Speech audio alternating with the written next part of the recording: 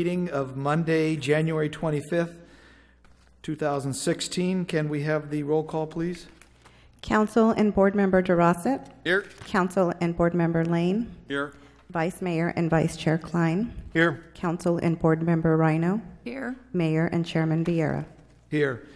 Before I move on, what stumbled me here is the top of our agenda. It's actually a joint City Council regular meeting and successor agency to the former Ceres Redevelopment Agency and the successor agency to the Stanislaus Ceres Redevelopment Commission meetings, all in one. So I probably should make that announcement. It's more than just our regular council meeting. So with that, can we move to the invocation by Mark Whitehead, if he's here? Great. Followed by the Pledge of Allegiance. Wanted to start by just saying thank you for the opportunity and invitation to come and open in this prayer. Our gentleman that was supposed to lead it at the last one had to take his mom to the hospital ER right before, so we're very sorry for that, but thank you. Let's pray. Lord, we're so thankful for the opportunity to live in this city, conduct our lives and business in this city.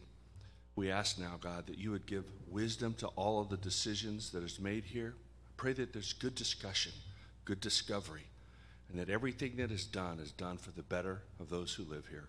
We ask your blessing on this today. In your name we pray, Jesus. Amen. Amen.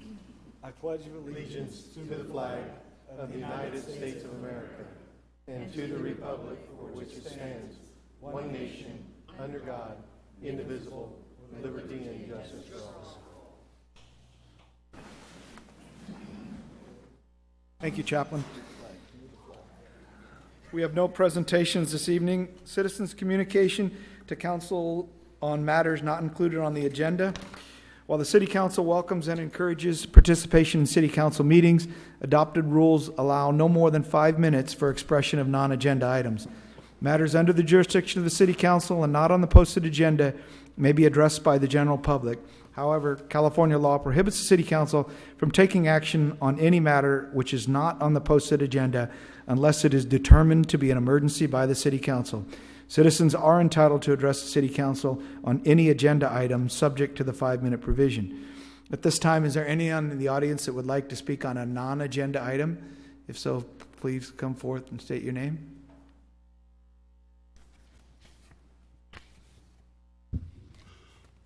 Leonard Shepard, 2841 Fowler Road, Ceres. I'm proud to say that this new year has started off right because we've had some rain. We've had some really good things happen in our United States of America, and that's because people are willing to stand up and say what they feel, irregardless of political correctness, irregardless of their feelings, how they're going to insult someone or hurt someone's feelings. I am all for anti-political correctness because we have the right as a citizen to say what we please. The only thing that we can't say is like shouting fire in a crowded room. We cannot be pressured into keeping ourselves quiet because we don't want to offend anyone. There's nothing in our Constitution, state or federal, that says we can't offend you. I can offend you all I want. If you get offended, that's your problem. I'm just happy that I wake up every morning in the United States. I wake up every morning here in California. As much as it bothers me that we're called the left coast, but I think we have become a little more aware of the fact that we have freedoms and we need to fight for them and we need to keep our government, you included, on the right track. And you're doing a pretty darn good job, I have to admit. There have been a few before you that haven't been doing so good. But there's still things that you can do that you can keep from falling into the trap of, well, we can't do anything about it because it's the government. That's why I'm here, because I want to keep you from falling into that trap. You are the government, but you're my government. You're the citizens of Ceres government. And you just make the decisions that we hopefully agree with. You may come down to some hard things about finance and so forth, but other things, don't get caught up in the flurry of new laws every year. Got to have more new laws, new law. 2,400 laws in the state of California new? Why? And what did they do about those that replaced? Those new ones replaced old laws, but they're still on the books. That's my challenge to you guys and staff. Look at every single ordinance, everyone, and see, does it do anything at all against the Constitution? Does it cause additional harm to the citizens?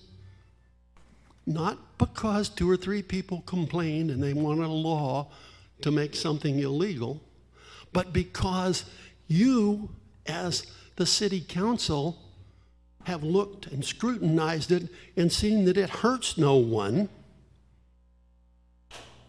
And my hope is you'll go back to that dang park, no alcohol, no tobacco ordinance stuff and eliminate it.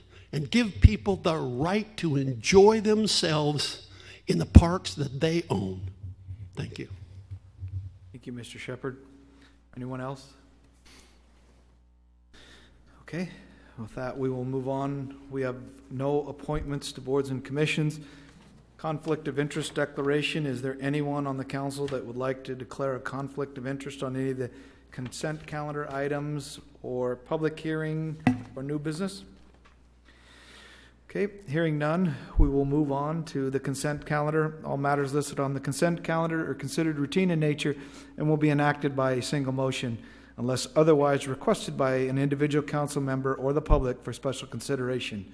Otherwise, the recommendation of staff will be accepted and acted upon by roll call vote.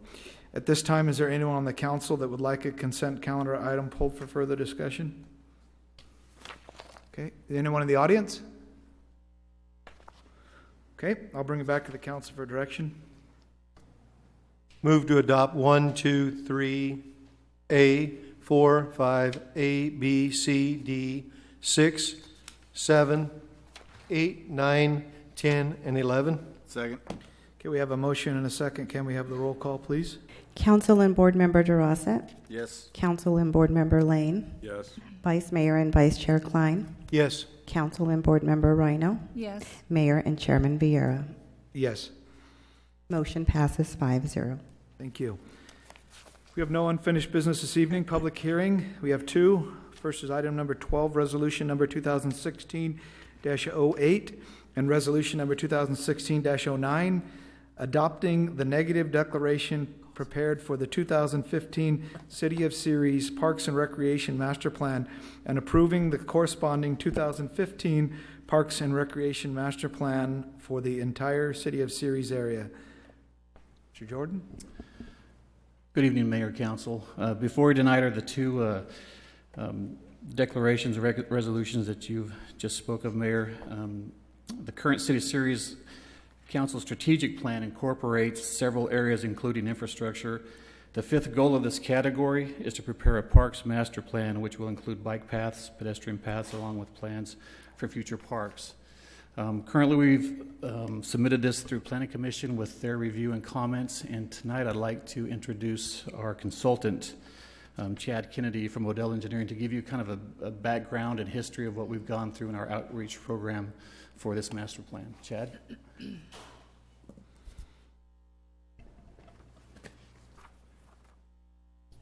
Mr. Mayor, council members, thank you for having me here this evening. We wanted to take just a few minutes to share with you the process that we took to get the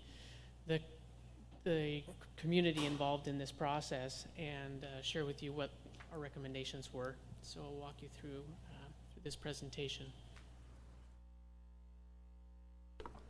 So the meetings began in November 2014. Now you can see me. The meetings began in November 2014, and we had a total of 5 meetings where we tried to get community members or was solicited their input, and were able to hear what the community members thought was really important to them related to the parks and recreation programs and the facilities that you currently have in the city. So part of that outreach involved a survey that we put together, and we put it together in English and in Spanish to try and help get a little bit more input. And we provided that to each of the members that came to those meetings. We also posted it on the website, right on the homepage, and listed it in the Ceres Courier. And we took some other methods into consideration and tried to actually get people who are in the parks involved. And so you see on your screen there a couple of signs. The one in the lower right-hand corner is a sign that we posted in all of your parks. We put 2 signs in every single park with a little UR code where they could use their phones and scan and that would take them to the survey and try to get some input from them that way. After about 6 months of soliciting information, we received a total of 103 responses to that survey. And in your document in the back, in the appendices, you'll see all of the responses to that in graphs format, and so you can see what the community in general thought to each of the questions that we posed. We also, in addition to all of that, had a couple of meetings with staff to determine what it was that staff's goals were, and to see what programs they had already in place, to determine holistically what it is that your programming and your facilities offered to the community. So after and during that process, we took the opportunity to visit all of your facilities and take an inventory of what you have, so that we knew what our beginning point was. So we went to each of your parks and documented what you have, and prepared from that a geographical information system, which is commonly referred to as GIS system. And we use that to really get a better feel for the relationship between what is in each of those parks. And you can see in the document that we ran different scenarios of, what parks have barbecues, what parks have sports facilities, and then you can see in a map format rather than just a table what it is that you've actually got. We also took an inventory of all of your programs, your recreation programs that you've got running right now, and the costs for all of those, and put that all in the document so that you kind of have a snapshot in time of what your current city looks like. There's a graphic representation of what that GIS system looks like, so you can see in different colors what parks facilities you have. So the dark green are your existing parks, yellow are private parks, the lighter green is for proposed parks.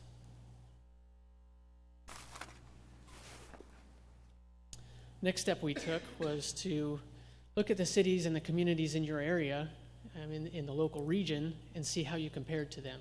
Are the facilities that you have consistent with what other communities are doing? Are the programs that you have consistent with what other communities are doing? So in order to figure that out, we looked at the demographics and said, okay, what cities in the region have similar population, have similar facilities, or sustainability goals? What about shade regulations and lighting regulations? These are all things that come up when you talk about planning and parks and recreation. So you'll see in the document that we've used that benchmark of 3 or 4 communities that are about the same with the city of Ceres, and then showed you how you're doing in relationship to them. Then we took all of that information and we came up with the recommendations at the back of the document. So using that GIS database that I mentioned, we looked at playground distribution and sports field distribution, passive recreational amenities, distance between parks, and populations served. You can see in the bottom right-hand corner there a little bubble, I guess you can say, around each of those parks. It's a distance from the park, a quarter-mile distance from the park. So you can see that there's areas of this community that don't have a park within that quarter-mile radius of the parks. So then we took an approach for this, for our recommendations that's really geared towards your existing parks and not so much geared towards future parks. And why we did that is because there are so many amenities that the community needs that currently aren't in your parks that we figured we better start with your existing parks before we start thinking about all of the future parks. So with that, we have in the back of your document there, section 6, a whole list of recommendations for each of your parks. Major improvements are really focused on 3 specific parks: your Eastgate Park, Lions Park, and your River Bluff Park. Now they're not exactly existing parks for your Eastgate and Lions Park, but they are parcels that are owned by the city, and they show up as parkland in your city. So they are 2 parks that need to be built, and major improvements need to be included in those, as well as River Bluff Park. The lower bluff portion of that park is another major component that needs to be completed. Other improvements, however, are necessary in your other existing parks. We can't just ignore everything except for those big 3. So we have playgrounds, dog parks, security lighting, picnic facilities, drinking fountains, all kinds of things that really need to go into those parks to make them safe, usable, and a better benefit to your community.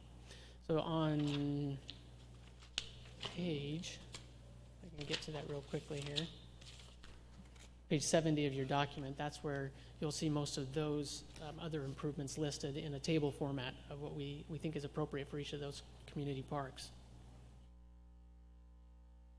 The last step that we took in the process was looking at your funding mechanisms. So we have a lot of ideas, but how are we going to implement those? That's the real question. So we looked at different funding sources that you're currently using and what you might use.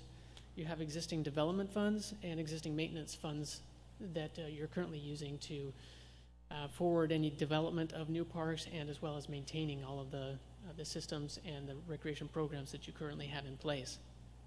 So our suggested alternatives that you might think about implementing are special financing districts, bonds and park districts, program fees, community partnerships, park friends programs, and crowdfunding. So crowdfunding is kind of a new concept where outside sources provide you money to build. It's kind of a social media type oriented approach, which has been successful in other communities and could be a possibility here in the city of Ceres. The Parks Friends program is another one that has been really successful in the local communities around here. Personally been involved in Modesto for their parks programs and have seen great success in implementing several projects. The new dog park in Modesto, Wesson Ranch Park, and now we're currently working on Grace Ada Park for their facilities there. So these friends groups give you an outlet not an outlet, but they give you a mechanism to bring funds in from the outside sources that you wouldn't necessarily otherwise be able to access. So those communities these friends groups go out and actually raise money for the community and then gift that to the city through in-kind donations or actual funds and money. So it's a really good way of getting money into your systems. So these are all different concepts that we might be able to use in your city to get more parks built and renovated. So with that, we'll open that up to questions and hopefully have an answer for you. Okay, are there any questions of Chad? You know, there was a large number of individuals that live over there on the Eastgate area that would like to see Neal Park have benches because it's heavily walked a group of individuals that live over there, they kind of walk, that would be a problem in regards if somebody wanted to do something like that? Obviously, it's not in this, because I didn't see anywhere where you may have had seating areas, but. Yeah, the full design of those parks, especially the two, Lions Park and Eastgate, that haven't been designed yet, that type of commentary and design level detail is yet to come, but it would certainly be something that it gets plugged into that. Walking paths and barbecues, things like that are all part of the overall concept, but maybe not to that detail implemented into this plan. We currently, I think it's Neal Park, is it Neal Park? Mm-hmm. Neal Park over there, which is, I believe, by Sam Vaughn. I think Sam Vaughn? There's a really lots of individuals, and again, this is something that might be in the works in regards to trying to see how we can kind of connect the dots. Something that they're interested in doing, whereas they would love to have some sort of seeing a lot of elderly folks walking every single day, and then obviously, they get tired, they like to sit for a little bit, but. All right, I just want to throw that out. The item 14 on our agenda this evening, applying for a grant for Neal Park, that is something at a design level that we have factored in as a potential for that, depending on, so that level of detail is not included in the drawing that you're shown there, but that is a comment that we've heard from a number of people about incorporating, seating areas and walking paths, so. Thank you. Well, thanks for the level of detail that you've put into this, Chad. I'm sure this will fold nicely into the general plan update that we're doing, so the timing as well. Councilmember Klein? One thing I'd like to have staff look into is, I believe it's Don Pedro Park. To the south end of it, it bumps up against residential area, but doesn't have a walking path all the way around the park, where most parks have a walking, path all the way around it. Sam Rhino Park has one that goes all the way around, but Don Pedro doesn't. So I would like to see staff look into the feasibility to concrete the south end for a walking path all the way around it. I know when I drove by it, it looked like people have already used it as a walking path. And that's one of the few that I did notice that, because we do have a lot of individuals that do walk around the parks early in the morning or in the evenings. And the other thing is what would be the feasibility to look into, when I'd say security lighting, motion detector lighting. If that could be an option for some areas. I know some of the stores have it because it cuts down on their energy bill and things like that. So if we had, since I'm talking about Don Pedro, along that south end going towards the east, if there was some kind of motion sensor lighting that would come on if people were walking through at 5:30 in the morning. I don't know how much the neighbors would really like that, but, it would give them a sense of security, and things like that. So, I'd want to see staff look into the feasibility for those two things. The first question on the walking path, that actually is included already on page 83 of your package, page 70 of the master plan. Under Don Pedro Park, walking path is included as an option that would be basically under the master plan of an item would be incorporated in that park. The challenge is the funding source for constructing it, but it is included in there. In terms of the lighting, we can obviously look at any place of those parks where we have security lighting. We can look at those options. That poses some interesting design questions, but it's something we can look into. Any other questions? I do.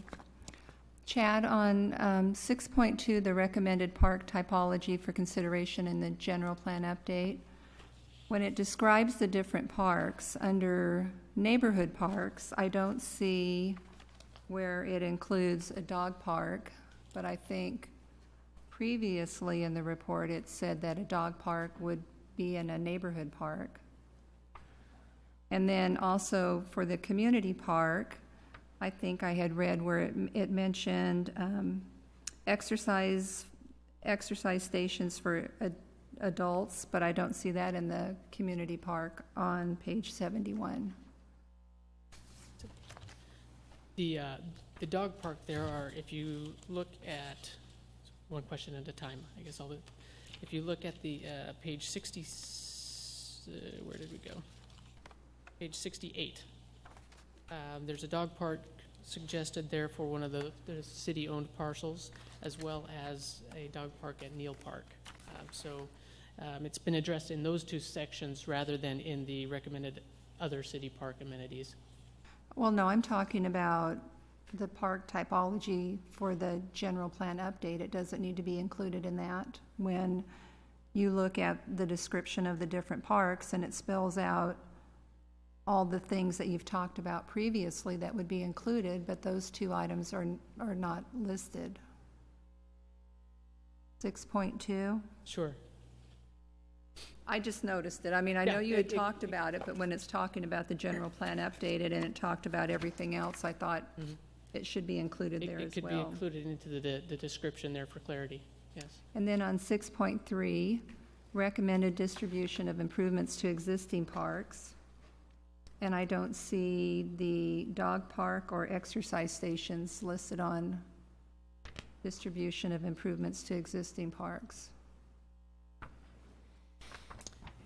Yeah, those aren't showing up on that map, you're correct.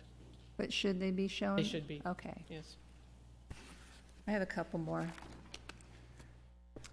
Let's see.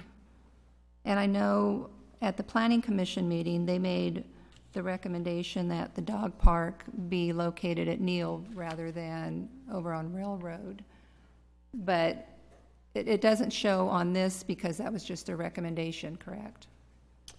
Correct. No revisions have been made since Okay. that time, and there was no, as long as I remember correctly, there was no instruction that there would only be one dog park in the city of Ceres. Okay. So there was a preference suggested that Neal Park would be the preference, but I don't recall anything about not having a second. Okay. And then when you talk about exercise stations for adults at neighborhood parks as well as a community park, I don't know, I know that probably Councilmember DeRossett would remember this many years ago when you went to May Hensley. Do you remember when they had the exercise station at Smyrna? Yeah. Yep. And they would use it, the kids at May Hensley would use it? Yeah. Isn't that really where the adult exercise station should be, rather than, I guess I have a hard time picturing at a neighborhood park, you could do like one exercise station, but have you been to Woodward Park in Manteca? They have that, it's a pretty big community park. They have 5 adult exercise stations because they have a lot of walkers. And seriously, it is like the coolest thing. I mean, they don't have them in all the neighborhood parks, but they have this one, the community park, and they have it's for, all these kind of, like you would do in a gym, that kind of stuff. But they also have the description of how to do the exercises, but then they have a barcode. And if you use your smart device, it immediately takes you to a YouTube. I just think that's really cool. And like I said, here, you guys can look at the pictures. There's 5 different stations, and it goes around this park and into this park. And I think for the kind of money you have to spend for an exercise station, I would rather see it at a community park or a larger park than to try and put one in, like one something in each neighborhood park that I don't think people would use. I mean, it's almost like it's circuit training. And apparently it gets used a lot. So you think this would be better served at Smyrna or somewhere like that? Well, I wasn't really thinking Smyrna because I thought it was too busy, but then I thought back to when they did have stuff there. Sidewalk Yeah, they Yeah. used to. All, as you walked around, they had different spots you could stop. And They there's, had and there's, stations. Right. and there's a lot of people that walk around there, and you may think, well, they're not going to stop and use it, but these get used a lot. Primarily, I would think what we're looking for is enough flexibility within the document to be able to tailor those particular parks, especially neighborhood parks, to the needs of the neighborhood. A particular neighborhood may have more desire for those type of amenities, and we're seeing this programming change in parks pretty significantly, where the old exercise stations of 20 years ago, it kind of fell out and are now coming back in style, and you're seeing this kind of trend in CrossFit and this outdoor, call it outdoor gym per se, is really coming back into and using these public spaces to run different classes. So, I mean, I think for this particular document, without getting into specific programming, we want to have enough flexibility so that we can meet those needs, and they're probably going to be different depending on where we're at. What Eastgate, wants in that particular park would be very different than what you probably would see in Smyrna Park. So, I mean, the goal is we hear you, but it would be preferred from a document standpoint to just provide that flexibility to incorporate it, at the level that makes sense for that particular park. So basically, it's just kind of loading the documents, so at a later date, when we have the funding, we can decide what we want to do. Correct. Yeah, in essence, this is a framework document. The next step for us is a 5-year CIP that would be kind of the implementation document of when we can build these based on the funding that we have, and then the maintenance side of things. And when we get into that individual design is when we make those kind of site level decisions of what is the best feature to go in that park. I think that's a great idea. I do too. I think you should give that to staff and they can look into that. I will. Now, did you go there just to take pictures, or did you use the exercise equipment? Of course I use the exercise Okay. equipment. Well, you weren't in the photo, so I... Those are my only questions. Thank you. Okay. All right, at this time, I'll open it up to the public to see if there's anyone that would like to comment on the Parks and Recreation Master Plan. Okay. All right, well, we'll bring it back to the council then. There'll be other opportunities to be able to speak on this. Again, this is one piece of many pieces that will fold into the general plan update that we're going on. I think this is a great idea, or excuse me, a great that we've got this in place, because it does give us the blueprint for what we have and where we want to go. And I think this has been the first time when I've been here in probably nearly a decade or more where we've actually been able to look at the amenities and stuff that we would want to put into a park. And I think that's great, and I think our citizens would really like that. So thank you, Chad, for doing that. And at least, again, this is a nice roadmap, and now we just need to secure funding and be able to get all this in place. So, Before we move on with adopting the resolution, my question is, how do we move forward if we adopt the resolution for the Parks and Rec Master Plan, that we incorporate, some of the things like Councilmember Rhino had asked to look into as far as the workout stations, the security lighting, things like that? Do we incorporate that in there, or do we just move forward with this, hoping that, not hoping, knowing staff will, It's whatever council's comfortable with. We've heard your direction. There's minutes. We've got, the video. We can incorporate those comments into a final document and bring it back. Or you can just give it that direction. We incorporate it as part of the motion, and we'll finalize the document with your direction. It's really council's direction. The primary purpose for getting the master plan to you this evening was item 14 is the submittal of Neal Park for the grant. We wanted to make sure you had the context for that Neal Park submittal, how it fits in the overall master plan. So we can, however you guys would like to do it, we can do it either way. what if it was something in there, the statement that the priority or the goals of the council is that health and wellness are looked at for all the park developments as we begin moving forward, so that there is at least some placeholder in there for that? Yeah, and we can, there's the 3 comments from the Planning Commission. Again, we didn't change the document to recommend those. We brought those to the council. So we would need kind of you to weigh in on those 3 recommendations from the Planning Commission, and then add anything else to it, and then look for your direction to either bring it back as a final document for final approval, or, give us the approval now and we'll incorporate those changes. So I sort of like that direction there, where, goes back to the Planning Commission, add those 3 documents in there. Is that what you're saying? no, it wouldn't go back to the Planning Commission. We would make those changes and bring it back as a final document. We Well, then I would like to talk about the dog park, because I know that, again, you want to kind of stack it where you have maybe two locations for it, but I don't think you want to have a dog park on Railroad Avenue. As a dog owner, I would not want to take my dog there. I mean, Neal Park is a wonderful location, and especially that little triangular kind of piece is great, but I can't ever see, even in the future, that you would want to put a dog park on Railroad Avenue. I can't. And so I would hate to see it stay in the document, and then somewhere down the line, the city decides they have funding and they're going to put a dog park in, and they can say, not that I'm sure they would do this knowing how I felt, but that, oh, we have 2 locations, which one do we want to do? Let's go with Railroad. It's not an exclusive document. I mean, again, it's a roadmap, and the council can change this document at any time in the future that they see fit. As things progress, I mean, West Landings, for example, the park that's there, that could incorporate a dog park. There's unprogrammed parks within this that may be another location for a second or a third dog park. Again, trying to have a document that has as much flexibility, but, if the council doesn't like that particular option, they can leave it in or say it's a lower priority. It's really the council's discretion on how you want that incorporated in the document. But because it's in a document doesn't necessarily mean you have to build it. Again, as it stands right now, we don't have funding for that dog park. So that one doesn't exist, an overall park concept, versus Neal Park, which has been kind of in the park concept for many years. I tend to agree with you. When I saw that park, I thought, I'm not sure that it just kind of seemed a little bit out of place, but.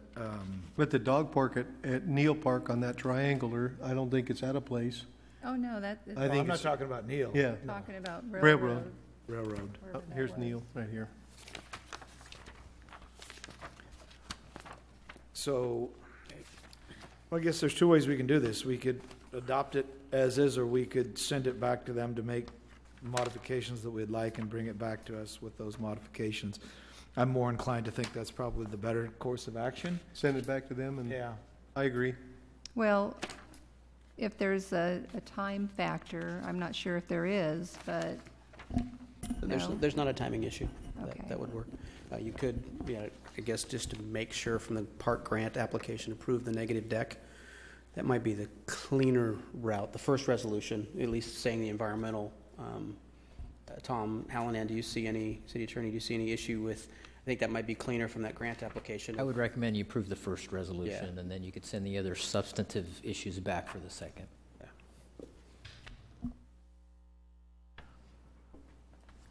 Okay, does anybody? So we'd move to approve Resolution 2016-08, which is the negative declaration? Yes.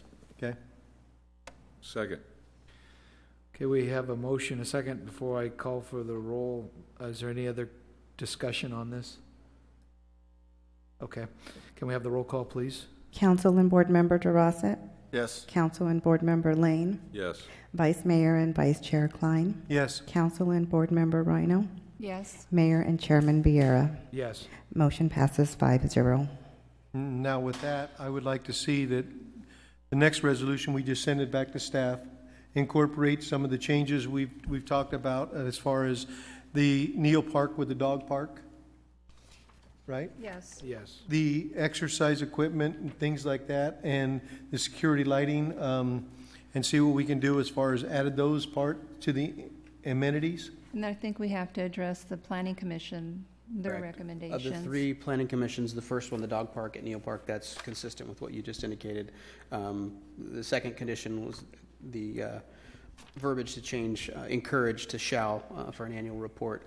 And the last one is evaluating the storm drain detention basins to be converted to dual use, include park space.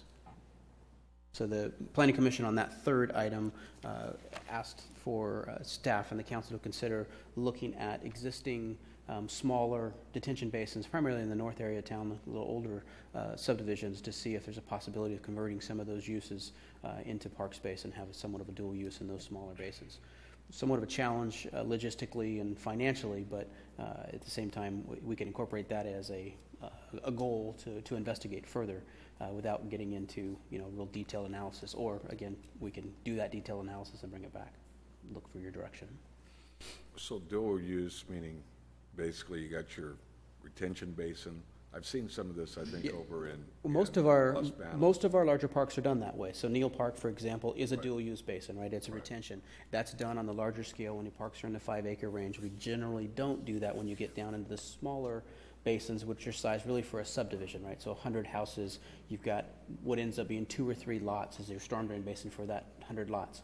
You know, we've moved away from that concept now where it's more of a regional storm drain approach. But in those existing neighborhoods, the Planning Commission felt that those were unsightly, and they'd like to see if there's potential for changing that storm drain, the smaller ones, into dual use, where you'd have a storm drain area and then a recreation area incorporated in it.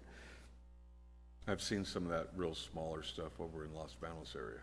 The pocket park concepts, Yeah. the challenge with these is you're talking about relatively small areas, you know, Right. 120 by 200 feet, kind of a range, two Yeah. lots. Right, right.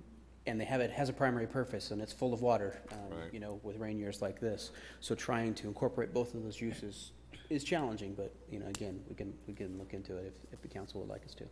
No different than the guy that was out on the jet ski the other day when it was filled with water. Yeah. If there's more water in it, you can always use it as an amenity for water sports. Yeah. So did that capture what we want to see happen? Do you have enough direction? So those three items from the Planning Commission, the council is Right. supportive, Yeah. and then the other items that we'll discuss here this evening, we'll incorporate those in a document and bring them back to you. Any other comments? Okay. Anyone want to make a motion? With an existing resolution, City Attorney Hallinan, I think we would just not take action on that. Right, yeah, you just direct Okay. it back to staff, and I think So you've would done we that. just say continue resolution 2016-009 or no? We didn't have to notice, do we have to notice that one? There was a hearing. Let's give ourselves plenty of time, make sure it's continued to a date certain, so we don't have to re-notice then. So I defer to Toby on that. Yeah, let me Probably. check a calendar real quick. I would, just for safety purposes, looking at our consultant, if we went for that first meeting in March, to give us, you know, just to make sure we're comfortable with March 14th. Chad, does that feel sufficient time for you? Yeah. Okay. So if So we that'd be a motion to continue to that date. Yeah, continue till March, the first meeting in March, March 14th. Second. We have a motion and a second by Vice Mayor Klein. Can we have the roll call, please? Council and Board Member DeRosa. Yes. Council and Board Member Lane. Yes. Vice Mayor and Vice Chair Klein. Yes. Council and Board Member Rhino. Yes. Mayor and Chairman Vieira. Yes. Motion passes 5-0. Thank you. Thank you. Item number 13, resolution number 2016-10, adopting the 2014-2023 housing element and 2014-2023 housing element negative declaration, and authorization to submit the 2014-2023 housing element to the State Department of Housing and Community Development for certification. Mr. Westbrook. Thank you, Mayor, council members. In a moment, I'll invite up Mark Niskanen from J.B. Anderson Planning. He's going to give a short PowerPoint presentation.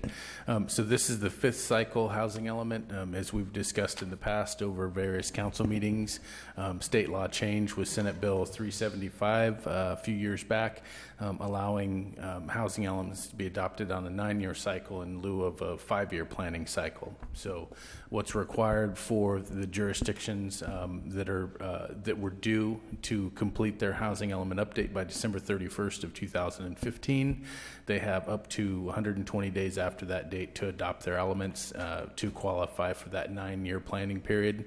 If they fail to do so, jurisdictions that are kind of behind the 8 ball, then they will be required to update their element every 4 years. And so we're in pretty good position. If the council adopts the housing element this evening, that we can send that back to the state for the after the adoption to get the certification. Then we would be on the 9-year cycle in terms of the update of the housing element.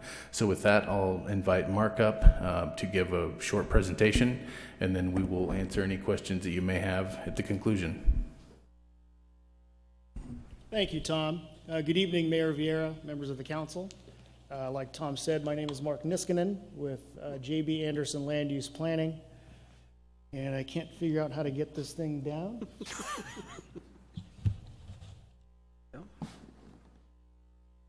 Thank you, James. J.B. Anderson Land Use Planning, 139 South Stockton Avenue, Ripon, California. Really happy to be here before you tonight to present the city's 2014 to 2023 housing element update.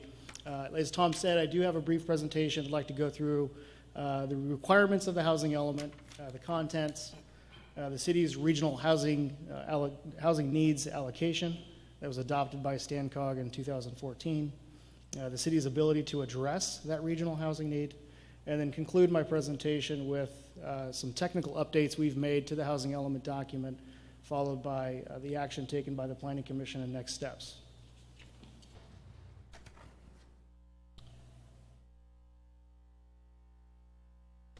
So the requirements of the housing element, just an overview.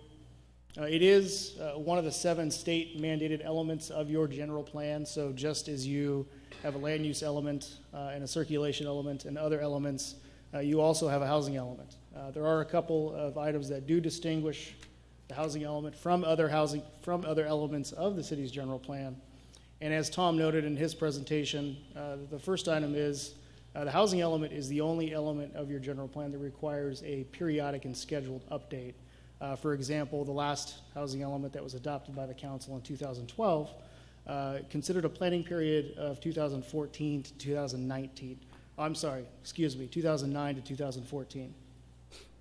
For this housing element update, the planning period is from January 1st, 2014 to September 30th, 2023. Now, Tom did note in his presentation that assumes the housing element is adopted prior to the defined deadline, which is 120 days after December 31st, 2015. If it's not adopted within that time frame, jurisdictions are required to update their housing element every 4 years. Finally, the second part that distinguishes the housing element from other elements is it's the only element that requires review by the State Housing and Community Development Department. I think in your staff report package and the housing element document itself, there are letters from HCD addressing their findings based on their review of the housing element document. So the contents, like I said, the last housing element was adopted and certified in 2012. We're in the first part of 2016, just a couple of years later. The update to the housing element document didn't require a comprehensive update. It was more of a technical update. So we went through and looked at the 2 parts of the housing element, the background report and the policy document. We looked at and evaluated population demographics, existing housing needs and characteristics, the resource inventory, and what I mean by resource, the available land designated for residential development within the city. Constraints on housing, and state housing law defines constraints as governmental constraints, the time it takes to process a tentative map, issue a building permit, things like that. Non-governmental constraints could be mortgage rates, home sales prices, or even environmental constraints, wetlands, things like that, Williamson Act contracts. And then finally, the background report is an evaluation of the existing policies and programs that were adopted as part of the previous housing element. So what we did there is we looked at the policies and programs that were adopted by this council in 2012, and we said, okay, well, were they successful? Were they not successful? What did the city do and why? And then finally, the second part of the housing element document is the policy document. And the policy document is the goals, policies, programs, and quantified objectives for the planning period. Now, in this case, in the city's 2014-2023 housing element, we did not modify or make changes to the goals and policies, really because it was a technical update. Modifications to the programs were really all that was warranted in an effort to get the city to comply with state housing law. So the regional housing needs allocation, this was a document adopted by StanCog in June of 2014. And it assigns residential units that the city must accommodate within the planning period. And it breaks it up into income categories. So total is 2,571 units that must be accommodated by the city within the planning period. Now, the city is not required to build 2,571 units. By accommodate, I mean through your general plan land use designations and zoning ordinance, you have the sufficient capacity to allow for the development of these units within the city limits and the sphere of influence.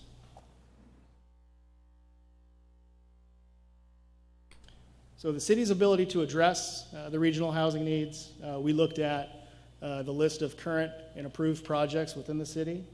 We looked at vacant land within the existing city limits, including land within the city's West Landing specific plan. We also looked at vacant land designated for residential land uses within the city's adopted sphere of influence. All that, based on that evaluation, the total number of units the city has available within its city limits and within the sphere of influence is 7,808 units, which gives us a surplus of 5,398 units. Now, what we did as part of this update is we really took into consideration vacant land and sites within the city limits.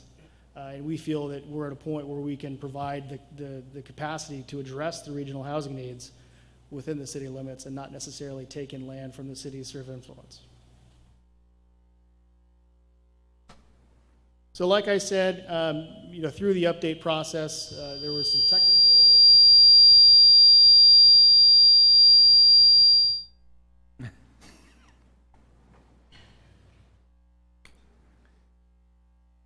Through the update to the housing element, we looked at primarily the programs, and in total, the city has 43 programs that address various issues of state housing law. Majority of the programs are to be implemented within the planning period, current date to September of 2023. However, through our discussions with HCD, they did require some of these programs to be date certain, to have a deadline tied to them of when they would be completed. The first program was residential sites inventory, the West Landing specific plan. Now, section 65583.2H of the government code talks about the default density, is what they call it, the densities that are applicable to various income groups. For suburban areas, 20 units to the acre, according to the state, is looked at the sufficient density to accommodate the lower income households. So you're extremely low, you're very low, and you're low. Now in the West Landing specific plan, as you may recall, there are a number of sites designated for high density residential, specifically high density residential number 2. And that land use category allows for a density of 18 to 25 units to the acre. Well, in looking at the minimum density of 18 units, in our discussions with the state, we had to bump that number up to 20 units to the acre to allow ourselves the ability to take those sites and have them applied to the lower income categories. So what this program does, it allows the city to amend the West Landing specific plan to increase that minimum density from 18 units to 20 units. The net difference is about 51 units. The next program was program 1.15. This program has to do with the city's, what it basically says is it requires the city to establish a written procedure by the end of 2017 pursuant to Government Code section 65589.7 to provide priority water and sewer service to development with units affordable to lower income households. Some background on this, this section of the Government Code was amended in 2005. In 2005, that language was incorporated that requires public agencies and private entities that provide water and sewer service to establish a procedure in which they grant water and sewer service priority to new development projects that accommodate the lower income households. So this program allows the city to establish that procedure. The next housing element program was the reasonable accommodations. As you may recall, the council adopted a reasonable accommodations ordinance last year. This program allows the city to really get information out there on what the ordinance is about and what the reasonable accommodations procedure does. Housing for elderly residents, again, this is more of an informational program. We do say that by the end of December 2016, we would have guidelines in place for the location and development of housing projects specifically designed for elderly residents with special housing needs. The city does have a couple projects that are residential care facilities now in town, and your zoning code does allow for these types of projects in the residential zoning districts. So we can use that as kind of the basis for preparing these guidelines. And then program 3.3, temporary seasonal farm worker housing. The city will develop an informational brochure illustrating the possible funding sources.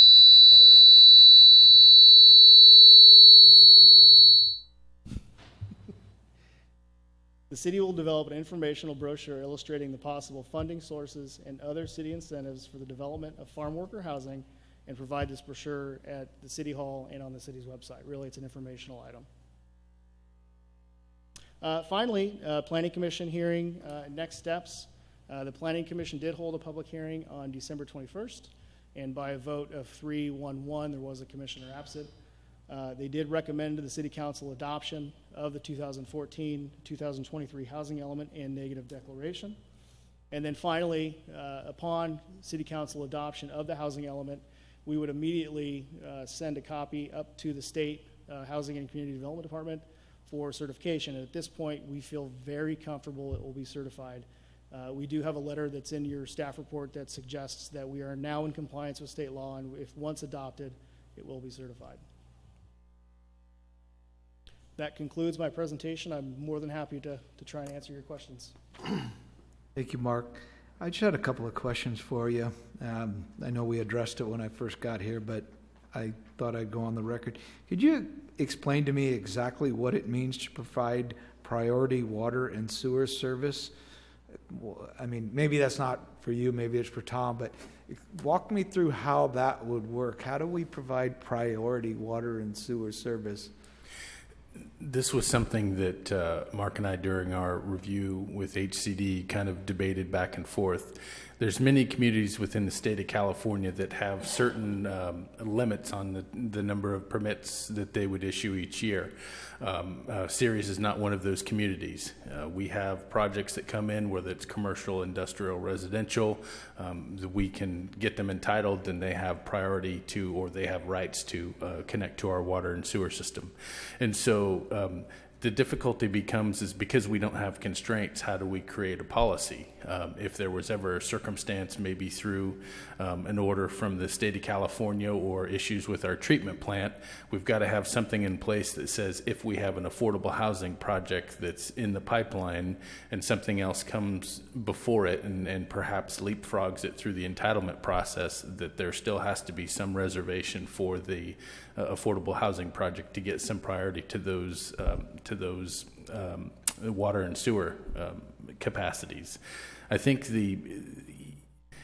even though this is something that's a requirement of the state, with the loss of redevelopment funds, it's going to be extremely difficult for us to develop affordable housing. Generally, they look for a match of some type, and a lot of the times those came from redevelopment bond proceeds or the low and moderate income. The last affordable housing project, I think, was developed in 2004, and we haven't had any since. And so while this is a requirement of the state, it seems like the risk to us is very low, but we would have to create a policy that would give them some rights. I know that I've talked with Mark. He's worked in some other communities that have language that we could utilize and bring back before the commission and council. Okay. All right, I mean, you explained it there. I'm not sure how we would provide a priority if one project is ahead of another one, but okay.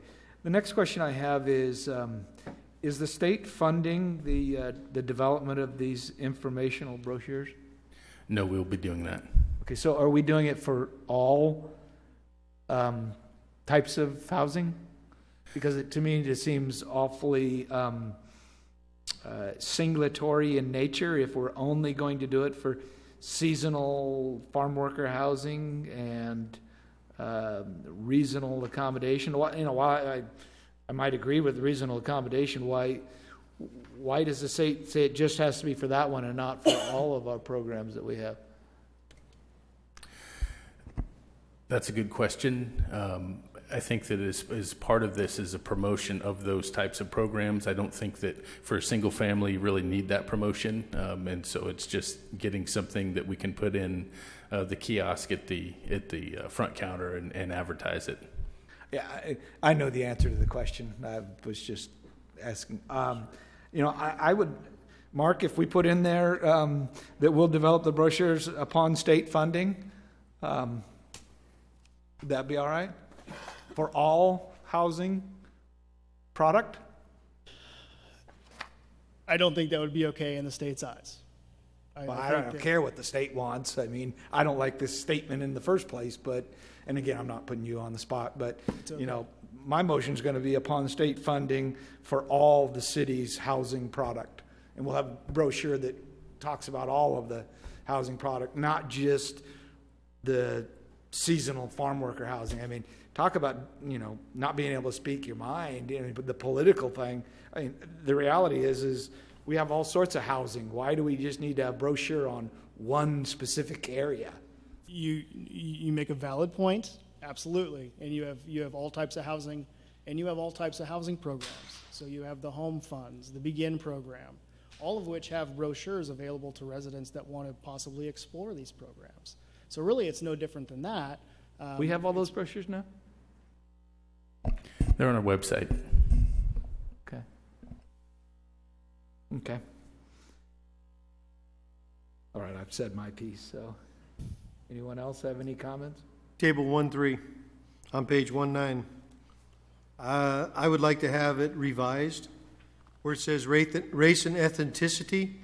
I mean, it shows a total of 34,000 residents and 100% of a population, and underneath it, it shows a population of 13,000 Hispanics, and it says 56% of our total population. So that means there's 156% of our population in the city of Ceres. So I'd like to see that revised where the totals would be adjusted, and show really a true number with that. With that being said, I'd like to go to, well, you know, and I did ask staff why there's a discrepancy in the tables, because a lot of them will go from up to 214, and yet this one is a census one that comes out, so it must come out every 10 years. So in 2020, 21, we'll update it for this table 1-3. That's when the new information will be provided. We're hopeful that this document will be adopted, and so it wouldn't be updated again until 2023. So the table will just remain as it is until the next time the housing element's updated. Well, okay, and with that, then I want to go to table 123, and I do have it marked in here. It's on page 1-33.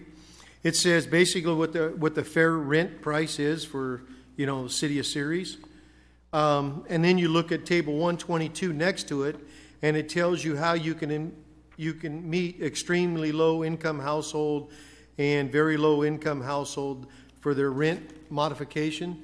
But we don't have rent control here. So does that mean that those people get Section 8 housing that are subsidized by the state or federal government? Because, I mean, I look at it, fair market rent for one bedroom is $720, and yet the only way that anybody makes it is basically, you know, very low households that make $30,000 a year, and not for the one bedroom, and for their one bedroom it should only be $570 is but their basically gross monthly rent is. So I mean, how do we address that issue when we can't get into the figures that we're trying to address as far as our... So it's almost a two-part question, and so I'll address kind of where we come up with the data and how that's incorporated into the housing element. You know, as you can tell by going through the document, there's a lot of data, a lot of stats, and those stats are taken from a variety of sources, including the census, the American Community Survey, and the state. The reality is that data and those agencies don't update the data all at the same time. So we don't have a current snapshot of 2015, 2016 data for some of this stuff, even though in some cases we do. This isn't uncommon. If you go back and look at the city's 2009, 2014 housing element, you know, you'll see data from the 2000 census because the 2010 census hadn't come out yet. So that's the data we relied on. The reality is we rely on the best data that we can find as part of this housing element effort. Now, in terms of addressing the needs of the lower income categories, you know, you do that a couple of ways. One, you do it through you know, your land use controls, designating sites for high density residential development, your zoning code allowing for that type of development. which we've done. We've shown in the housing element document that we can accommodate through our land use controls the regional housing needs for those income groups. Now, the second part is identifying programs that we could use and adopt to help facilitate the development of housing for those income categories. The city is not in a business of developing housing. Other entities are, developers, nonprofit agencies. What these programs do really allow the city to help facilitate, in some cases provide incentives for that type of development to meet the need of the lower income households. Yeah, but I understand what you're saying, but it's like, what I'm asking is, since we don't do rent control, but this is a table that was on table 123, says 2015, one bedroom, rent $720 average. You go over to table 122 and you look at what extremely low income housing for a one bedroom, theoretically at 30% of their income, they can only afford something for $398.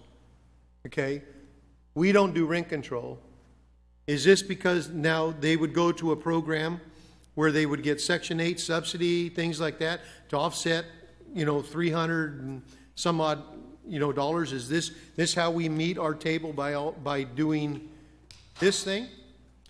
There are various programs in place that allow folks within these income categories to, provide for themselves and afford housing. Section 8 through the Housing Authority, other affordable housing projects here in town. That reality is that's how they do it. Or in some cases, you have families living together, so you have a number of incomes combined. So does the city have to put a brochure together for that too and tell everybody how they're going to go to get their subsidy to meet their... No, I believe if you look on the city's website, Section 8 program, housing voucher, home funds, the Begin Fund, there is information available to folks that want to take advantage of those programs. I think the key thing here is these tables are factual data of what exists based on income categories. They're not a planning document. These tables are not describing a procedure for getting people to fit within those boxes. It really is just demonstrating and showing the factual data of where people fall by income within those categories. But it's not the roadmap for change. That's really not what the housing element is really about. This whole front part of this document is the facts that frame the picture for meeting the state's criteria. So, the data is just factual information. It's not we need to change something to move people out of different categories. That's not what these two tables are intended to do. They're just categorizing income levels and how those are distributed across our city with the different housing types. If that makes any sense.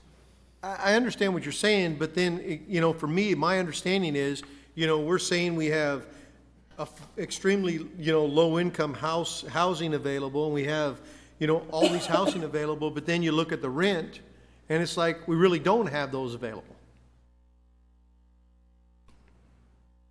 We're not saying that those are the houses available. We're saying how people fit within those boxes.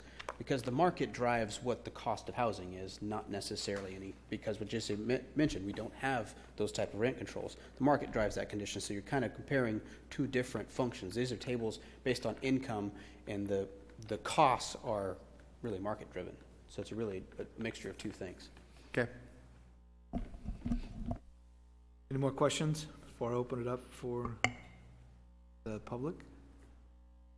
Okay, this time I'll open it up for the public. Is there anyone in the audience that would like to speak on this item?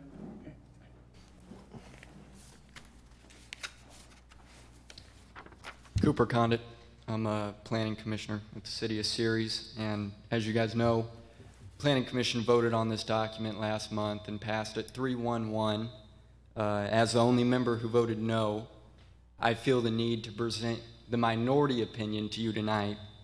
This document, it holds many statistics and many numbers related to Ceres households. Now, one of the most important numbers in this document is the regional housing need allocation, which is designated to the city by STANCOG. Now, this number is 2,571 units. Now, the city can't meet this number at its current minimum density, which is now 18 and changed to 20. Now, we as a city have to decide what standard of quality of life we're willing to provide. Okay, I want you guys to think about living space. Think about the type of future housing you want to see in Ceres.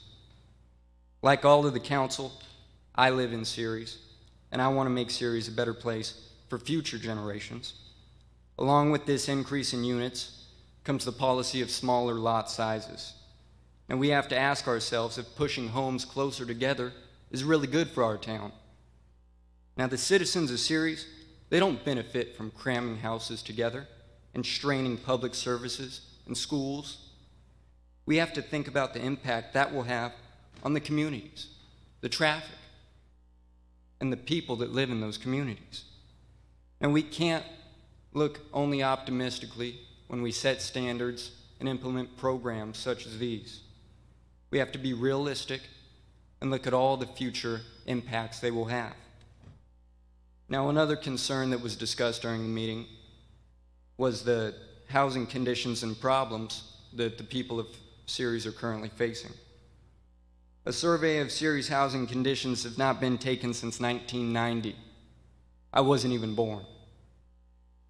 Now, in this 25-year gap, our housing conditions have drastically changed. Now, we need a new survey completed now to accurately determine the current housing problems and conditions in Ceres. This housing element shows on page 18, section 1, that within the extremely low income category, above 80% have housing problems. However, this document contributes no solutions to these problems. Now, I know a solution to these problems is not mandated by the state of California, but the citizens who live in these conditions desperately need a solution. Now, speaking of home rehabilitation, the only program that we have to reinvest in our communities is to encourage private reinvestment with no incentives from the city. Ceres does not play a role in the redevelopment of our communities. Now, well, except for when we apply for state and federal money to do so. But currently we have a facade program for downtown businesses to improve their facades. Now, I would advocate that we expand this program to include homes not only in the downtown area, but throughout all of Ceres that have housing problems. Now, this housing element also lacks a management policy for growth. A growth management policy is a necessity for planning our city's future, and it will ensure that as the population grows, services are made easily available, and a workforce is met with job opportunity. Also, establish a balance of natural space with every new development, and measure the impacts that future growth will have on Ceres. Now, I hope that during the coming months of crafting the general plan, the council can come to that same conclusion. Ceres needs a growth management policy and needs to grow in a smarter, more strategic manner with positive economic benefits. Now, the city's goal for public safety in this housing element is to add an additional 20 officers, at our current population, not including the 2,500 homes that are allocated, which are going to need more officers as the population grows. Now, we can't afford to skip steps. Just as a developer ensures a proper foundation before building, we must take every precaution to ensure the safety of Ceres. Now, I recommend that until a growth management policy is established and our goal of 20 additional officers is accomplished, we cannot afford to move forward on any major residential developments. Now, I know this may sound drastic, but our city faces a crime rate higher than the national average, a serious gang problem, and our own current housing conditions are uncertain. And we have a growing deficit that will continue to result in budget cuts throughout our city. We as a city have to establish safety for our current citizens before we take the responsibility of adding more. Now, Program 1.7, the annual housing element report, has not occurred on an annual basis. I encourage the council and staff to follow through on programs it sets for the city however seemingly mundane they appear. And I would advocate that we look at the housing element each year instead of doing what the state wants and saying we're just going to look at it every 9 years if you guys pass this. Now, Program 2.5 and Program 2.6 are measures that the city has not skipped on an annual basis. The goal of these programs is to pursue state and federal funding for housing programs. We must acknowledge that these grants and monies do come with a price. It may not be seen today, but years later, someone will have to pay, whether it is crumbling infrastructure or another problem that can arise from the state and federal government controlling how Ceres grows. We seem to let the state drag us around by our ear. There is no program, however, to wean our city off this dependency of state and federal government. I ask the council to provide leadership on this issue, to strive for a self-sufficient and self-sustaining city that can stand alone without state and federal money. I understand this is difficult, but can you imagine what kind of place Ceres can be without being held hostage by state mandates? I ask all of you to think about these concerns, and more importantly, not only think about your task of voting on this document, but also the consequences of your decisions and the impact that they will have on the future generations that come. I ask the council to change the course of the city for the better and work in a different manner to determine the housing needs of our own community and formulate solutions to the problems at hand. Thank you. Tom, what's the density level at Eastgate? The density level, you mean how it developed out? Yeah, I mean, 18 houses per acre, 20? Oh, no. It's closer to between 5 and 6. Okay. Is about the average density, and that's just typical single-family home construction. Okay. LDR, low density. Yeah. Is there anyone else in the audience that'd like to speak on this item? Oh, yes. I think the city of Ceres right now is like a dog on a leash. And the state government's got a hold of the leash saying, come on, puppy, come on, Ceres, do what I say, do what we say. And I can't agree any more with Cooper. We need to get off the leash. We need to wean ourselves somehow. I don't think anybody really digs into it to see how we can tell the state of California to go take a hike. I think that if you look at all this housing element, especially the low income, where they're wanting to cram more and more houses into smaller areas, and I hearken back to several studies that were done years and years ago about crime and about people, why they commit crimes and why they have slums and so forth. And one of the biggest things were government housing projects that crammed people into small areas. And those people, that report came out with a thing that was like taking rats. And they put 10 rats into a big cage. And they gave them food and water and everything, and the rats were fine. So they added another 5 rats. Everything was still, but when they got up to about 15 or 20 rats, they were crowded, and they started fighting, and they started killing each other. We're rats in a cage.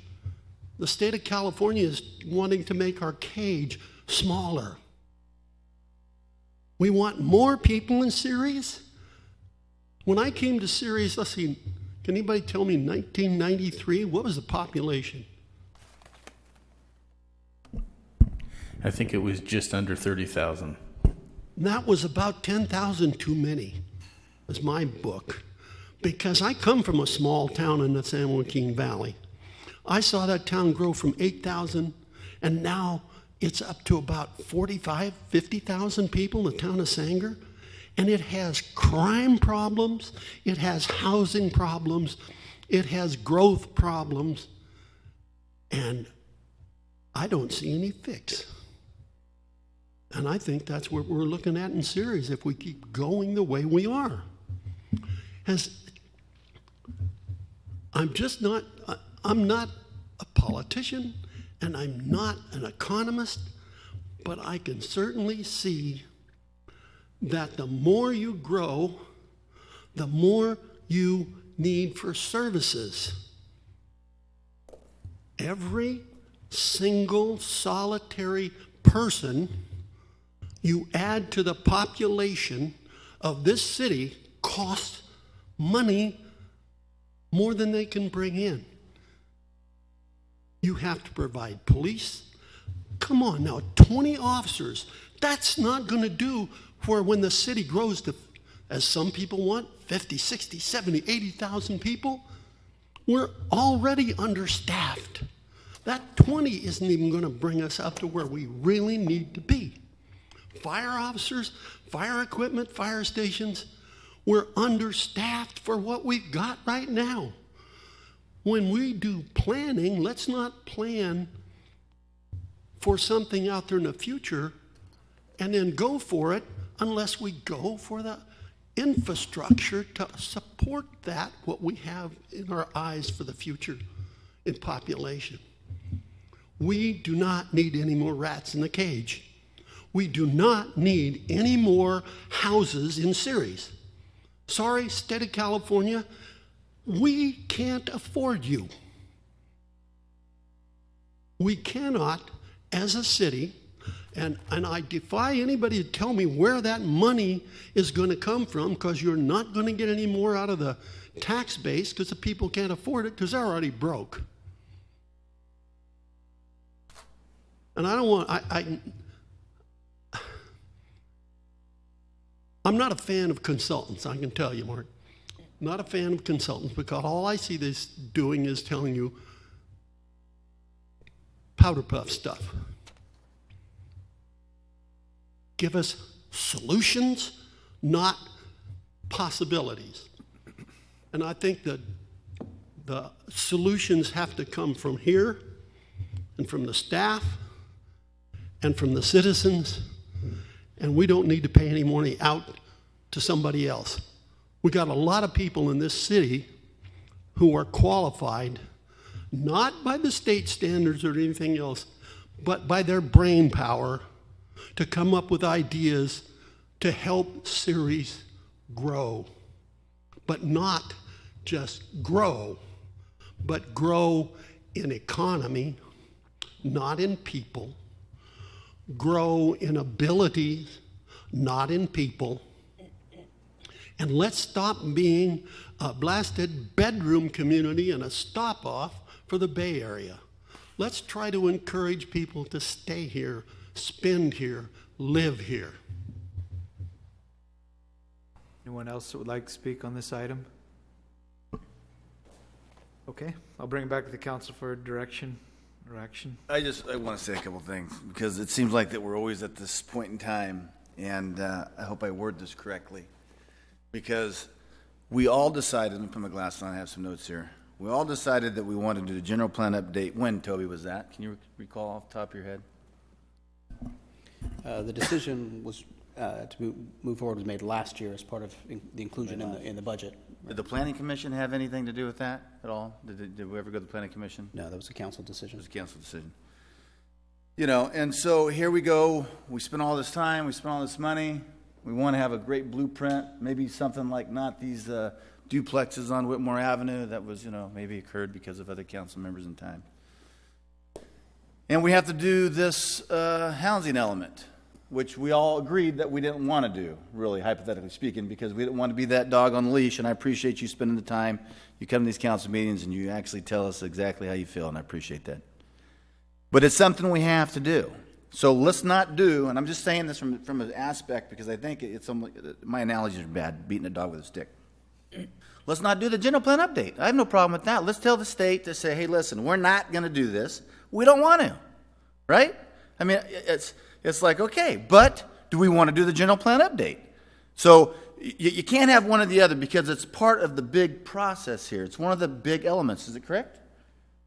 That's correct. Can we not have the general plan update if we don't do the housing element? Technically, no. Technically, no.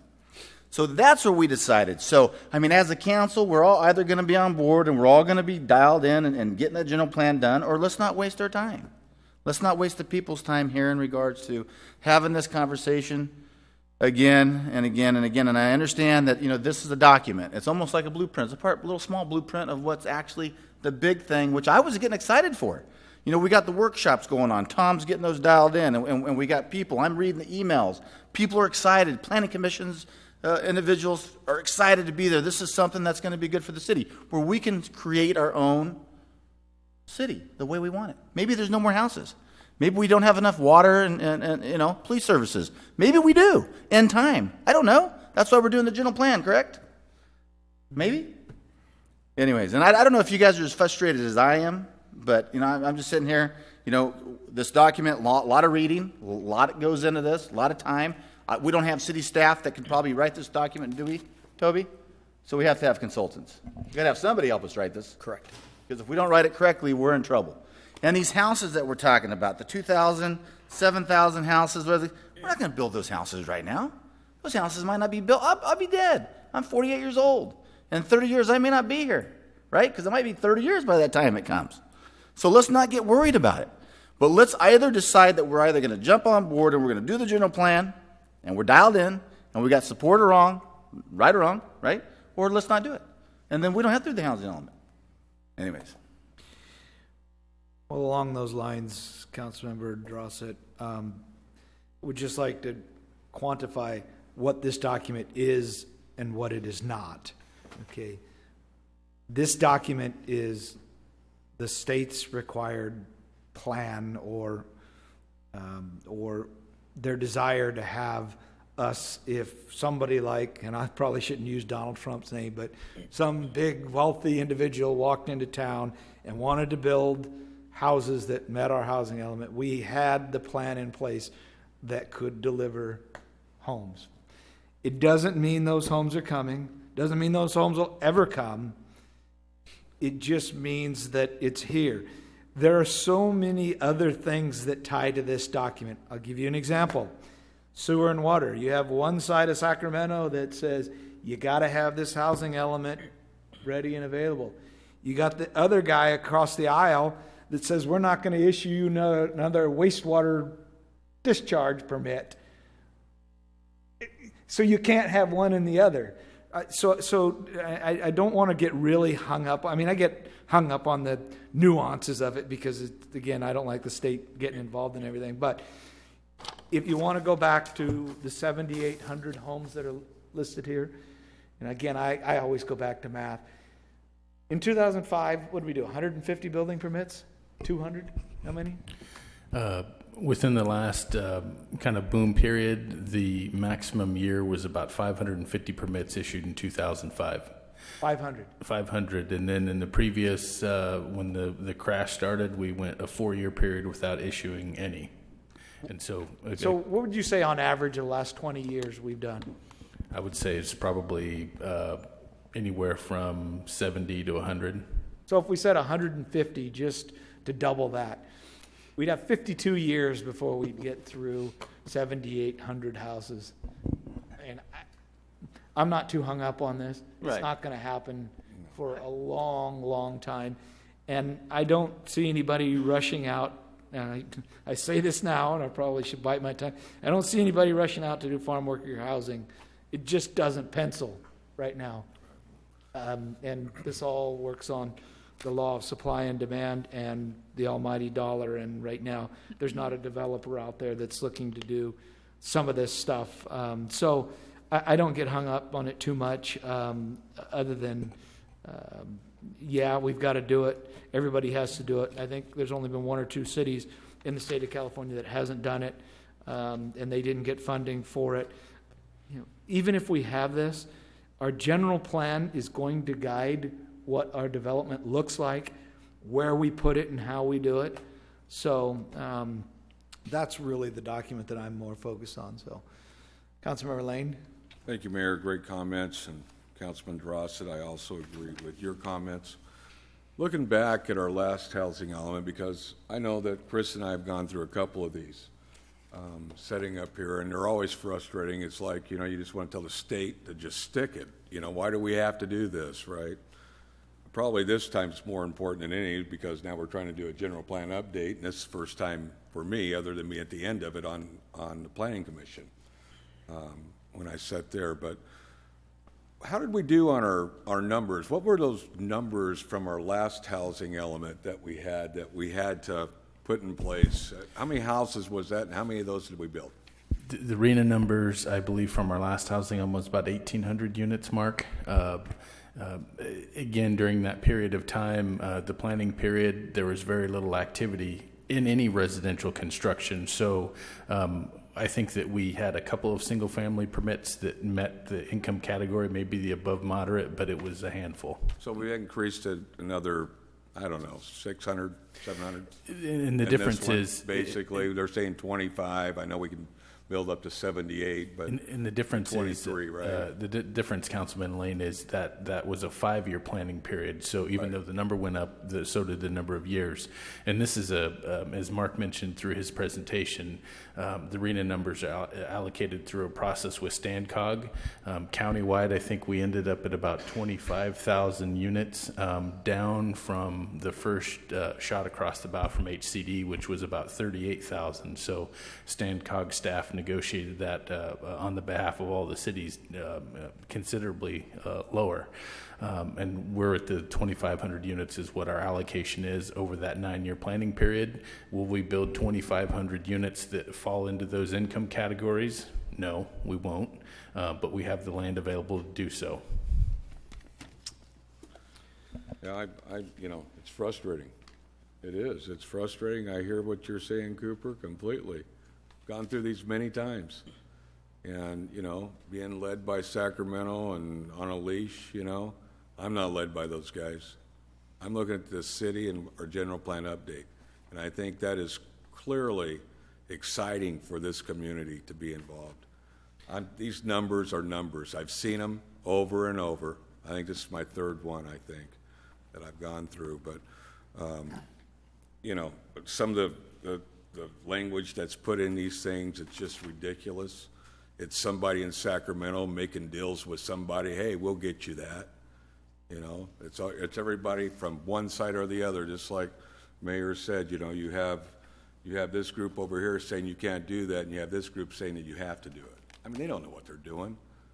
But I would hope that you would trust this council leading this community and knowing that we're just not going to sit back and just let this thing blow up, because we understand the document.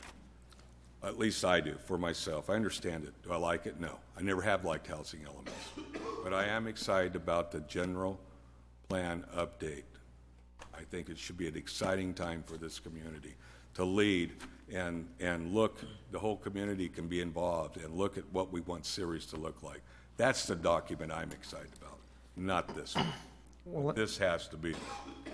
And I think the thing that's getting lost here, and I mentioned it in some of my previous comments, you know, the Planning Commission and or a new body that we form as part of the general plan update is really where we address what these projects look like. Just because they're low income doesn't mean they can't be made to the same guidelines to look like nice development projects. We haven't done the good. If the city doesn't look good, it's not because of the housing element.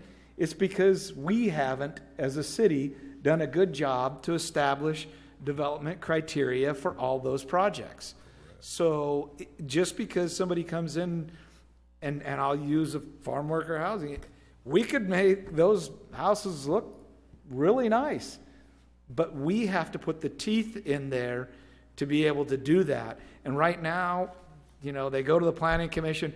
Quite frankly, there's not enough time and effort spent on what are those actually going to be looking like. So if people don't like the way things look around here, you know, we need to change that process. And that was my recommendation, that we do that.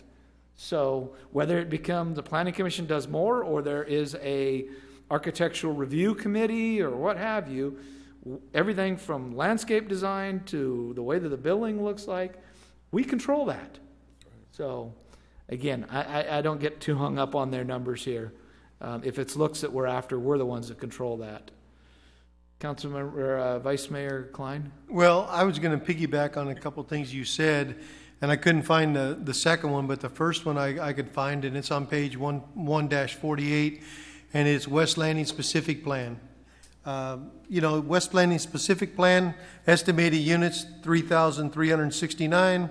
The realistic capacity, 2,397. So you're looking at, that's 1,000 homes a difference as far as the thing. But when it comes to the housing element, I mean, all the criteria is in there, but once it's built out, once it's looked at realistic, that's a difference of 1,000. And I couldn't find it, but I thought I seen it when I gone through here. It gave a picture of building permits. If I thought I seen it in here, and I can't find it, of how many building permits have been issued, like in the last, I think, 10 years. And I do remember seeing, 2004, 2005, where there was a lot of them, and then after that they dropped off. And I think recently we've issued like 8. So I mean, it is a big difference. And you look at the West Landing Specific Plan. I mean, when you're looking at realistic, and I can't agree more with what Councilmember DeRosa says. Either we're going to do this and do it, or forget about the general plan update, forget about paying somebody to do it, and let's just move forward. So, At this time, I'll entertain a motion to either approve it or modify it or whichever, so, unless there's further discussion.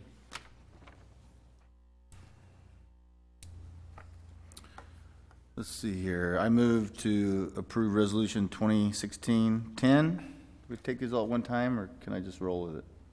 You could roll. Thank you. 2014-23. There's just one But we resolution. just have the one for this. It's that's just one right. for this. It's referencing prior resolutions. 2016-10.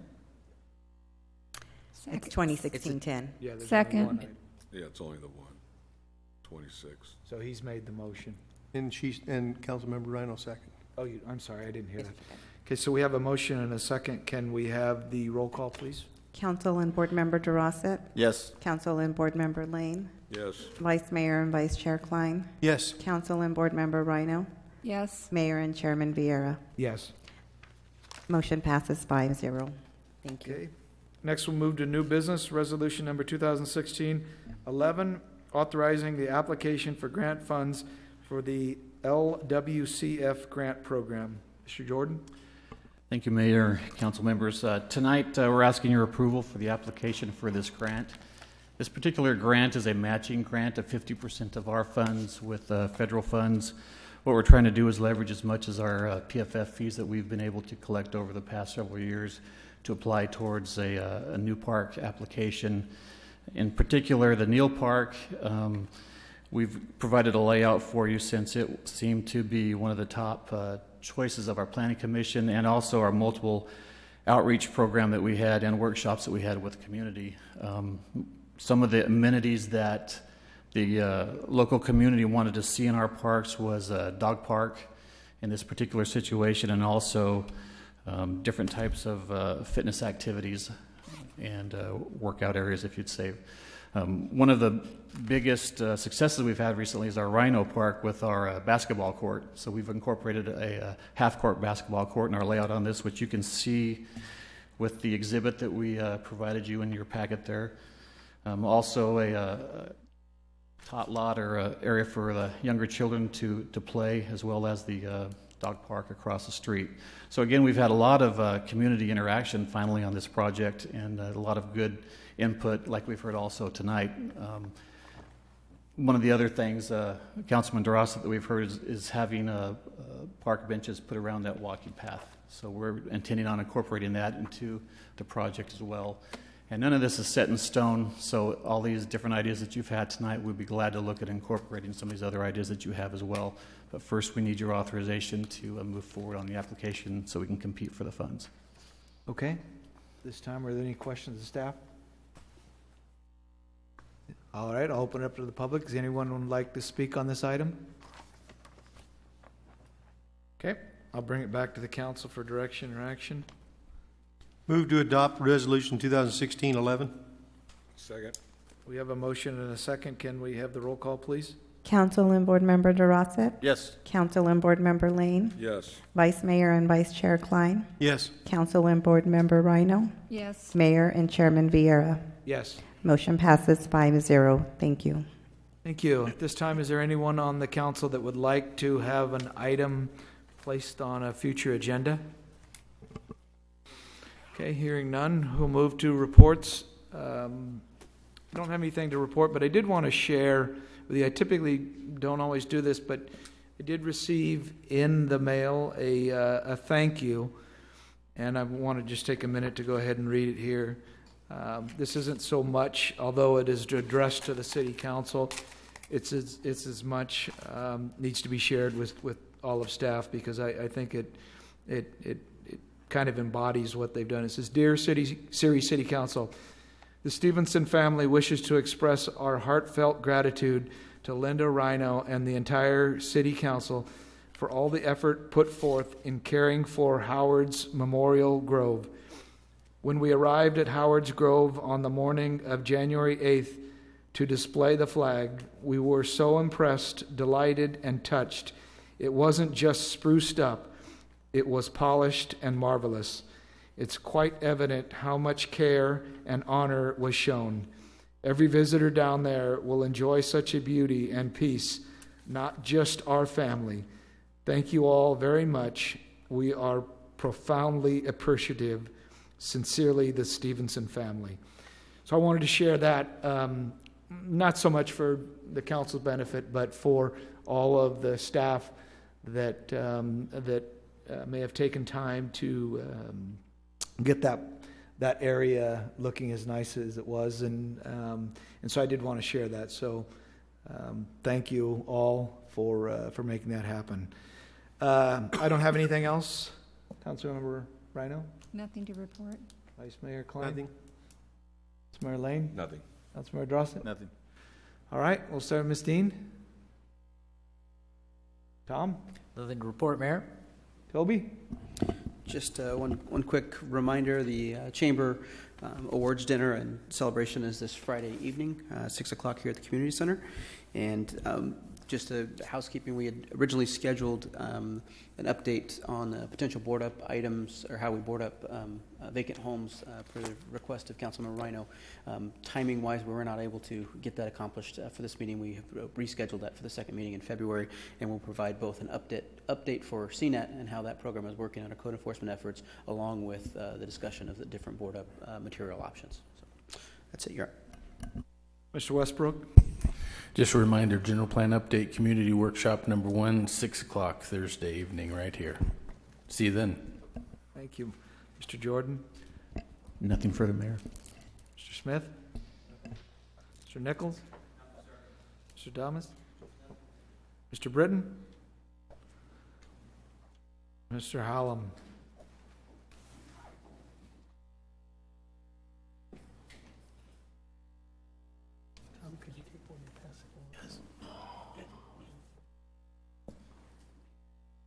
Steve Hallam, Redevelopment Economic Development Manager. I just wanted to take a moment and publicize again for the public that we've implemented the Downtown Facade Improvement Program. It's just one more effort, one tool in the city's toolbox to further enhance the revitalization of downtown. The brochure was mailed last week to all the property owners and business owners in the Ceres Downtown Revitalization Area boundary, just to generate knowledge again of the program. It's a 50-50 match. First part, design assistance to help business owners with ideas to do a sensitive rehab on the exterior of their building, and then the big component is the city has set aside funds for a 50-50 match for the actual work. So anyway, the program is ready to go, and I just want to get the word out. Thanks. Thank you. And Supervisor DeMartini. Yes. Good evening, Mayor Vieira, council members. Last Tuesday, I attended the groundbreaking for the Monterey Park Track water project I know you had members of the city staff there. This small community of about 40 houses has struggled with water quality for years. They've had nitrate problems, uranium, wells that break down, and there's no money to fix the infrastructure there.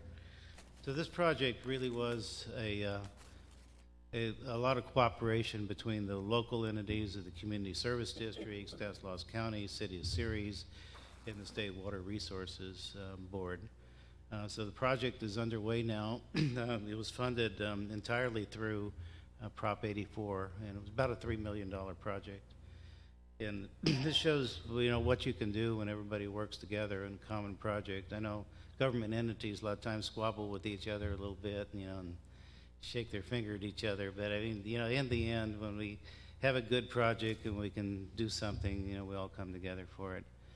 So we just wanted to thank City of Ceres for allowing them to use some of your water supply over there, because this little community really needed the help. They just didn't have any money to fix anything, and this gives them a clean, reliable water source. So just wanted to thank you for that. Thank you, Jim. Okay, at this time, we will go ahead and adjourn to our next regularly scheduled meeting, which will be on Monday, February 8th at 6 p.m. Thank you.